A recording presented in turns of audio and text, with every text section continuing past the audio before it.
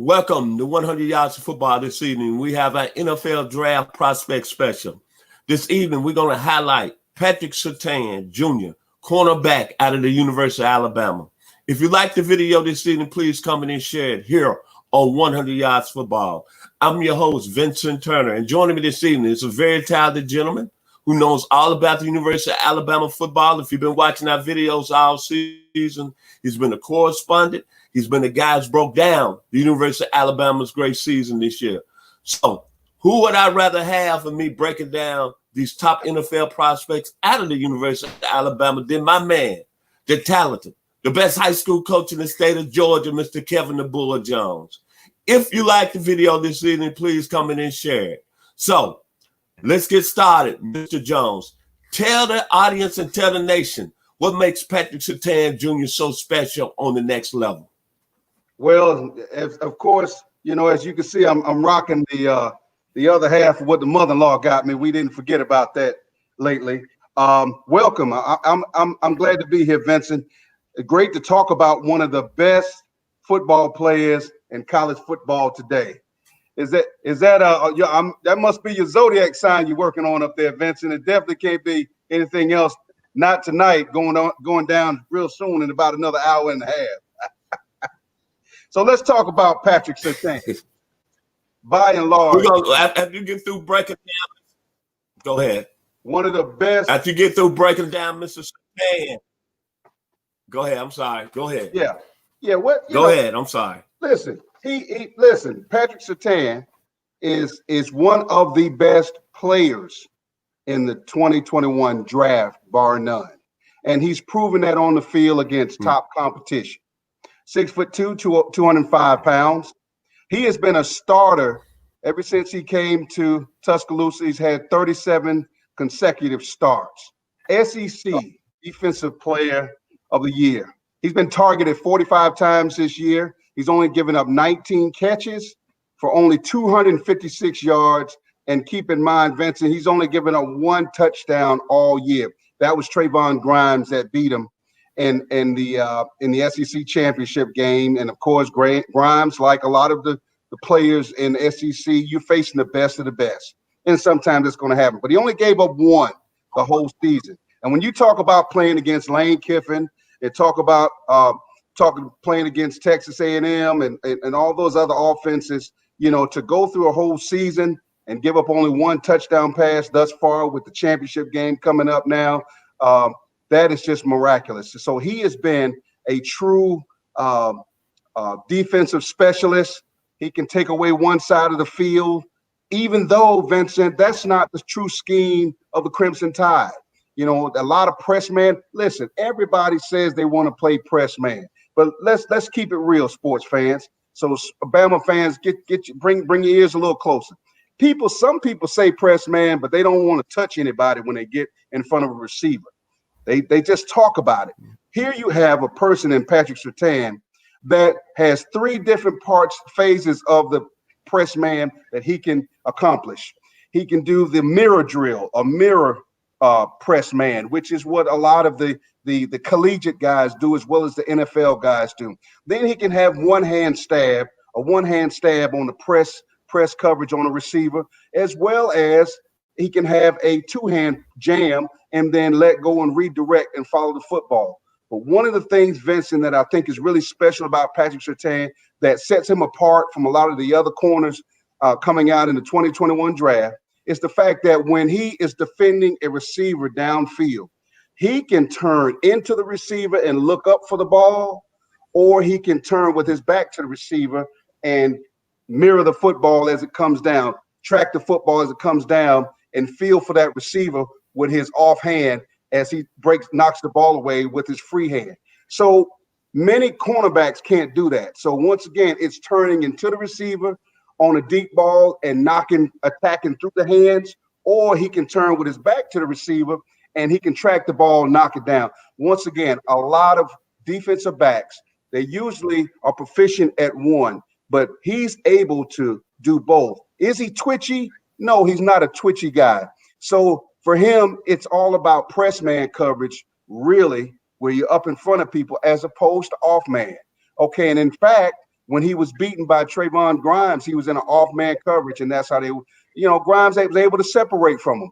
Is he a blazer in the secondary for his speed? He does enough to cover people well enough, but his marquee value is he knows how to touch people before they can get vertical, and he knows how to cut the route off. Last thing that's really important about him, Vincent, is his ability that any balls going across the field, any balls that's coming back, any routes that come back to the quarterback, as well as your breaking routes into the post area, he's able to run through hands because his arms are so long. And that's what every defensive coordinator, defensive back coach wants when it comes to his secondary cornerbacks. Are they lengthy? And not just are they lengthy, but do they play with length? Some people are 6'2" in the secondary, Vincent, and they can't jump for a football. That's not Patrick Surtain. He can do all of those. He's lengthy. He knows how to fight through the hands of the receiver. He also knows how to jump. He mirrors a receiver. He can press man one hand, or he can jam two hands.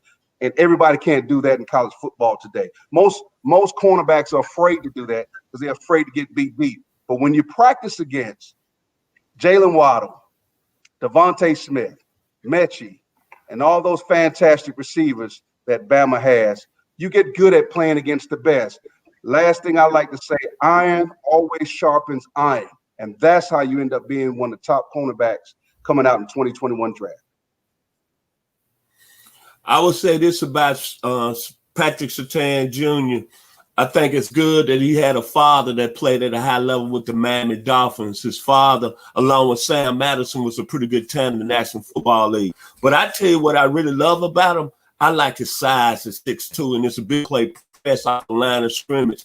He takes me back to a young man that came out of my hometown by the name of Barry Wilburn, who was a corner opposite Darrell Green on that Washington Redskins team that won the Super Bowl. Barry was about 6'3", 186 pounds. Mr. Surtain Jr. puts me in the mind of him a lot. Then other big corners that's played in this league, like Bobby Taylor, that played with the Philadelphia Eagles, was a pretty good corner at 6'3". And then you're looking at, he's got a little, to me personally, from a length standpoint, he's got a little Richard Sherman in him. He's saying, not as probably as, I want to say, technical refined as Richard Sherman, but maybe a little faster than Richard Sherman. And then most of all, I like him in the man-to-man. And he played against top-level competition. So, as you said, he played against the best of the best. And to me, he's the best corner coming off the board in 2021. Well, Go ahead, sir. It's amazing how they want to, pit him up against the Stingley kid at LSU, the Caleb Farley kid at Virginia Tech, the J.C. Horn kid at South Carolina, which all those kids are very good players. Don't get me wrong, but you surmised it perfectly. When your father played 11 years in the NFL, there's just some things that you're privy to as far as your training in order to how to be one of the best at what you do. And if it's the same position that your father played, then naturally, if you absorb what is coming, the football IQ, you can tell that it's ingrained in him. And here's the thing, and for me, and I've gone a whole season as a defensive coordinator at Lovejoy High School, and where we didn't give up a touchdown pass the whole year in the secondary. It's in the record books. You can look it up, sports fans. We didn't give up a touchdown pass the whole season in 2011. And people wonder how we were able to do that. Well, we were able to do that because we had some kids that understood how to play football, and they knew how to route read, and they were attention to detail. So they could tell where you line up, two things you're going to do. Okay. And they also had good feet, and they were tenacious. Okay. They weren't the fastest kids. A couple of them were, but the one that was the Georgia Player of the Year, Jermaine Huff, he played at Jacksonville State University, All-American. He didn't run a 4.4. He ran a 4.6, 8.9, almost a sneeze to a 4.7. But he was All-American, and he was Defensive Player of the Year for the state of Georgia because his football IQ and his eye discipline allowed him to be successful. That's the same thing that Patrick Surtain has. He has the discipline, the eye discipline, to be able to effectively read routes. He's longer, and a lot of big receivers can't flip in and out like that. And when they come out of those breaks and they're covering people, Richard Sherman will let somebody catch something in front of them, but they dare not try to catch it deep on him. Everybody knows that, but Richard Sherman always loved to play in a press, off man, and use his length. Okay, well, Patrick can do any of and all of the above. So that's what makes him special. And he's going to be, I think he's going to be a top 5 pick. I think somehow, some way, it would be wonderful to see him go in the top 5, because one thing you can say about Bama football players, when they make it to the next level, they achieve and excel to the highest level wherever they go, bar none. And everybody down in Tuscaloosa and people watching this show today can all attest to the fact that when you look at that Crimson Tide coming, you know you got a heck of a ball player. So he should be one of the top coming out in the draft. Hey, does even the great ones get beat sometimes? But it's what happens even after the catch. He's only given up 250 yards after the catch this year on completions. So that should tell you something out of 12 games. That's an amazing stat, Vincent. If I'm an NFL team and I draft Patrick Surtain Jr., what is the most thing I'm gonna fall in love with him from day one in training camp? You're gonna fall in love with his range and his football IQ. Those things will jump out at you.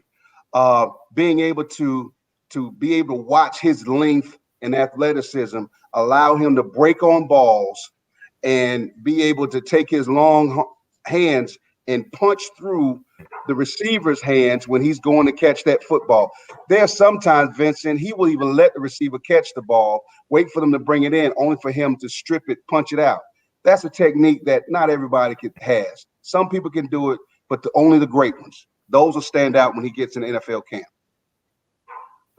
Okay, right quick before I let you leave tonight, as I'm doing this evening with everybody's show, I got to ask the magical question. The biggest game in college football tonight is going to happen in about another hour, in probably, 20 minutes.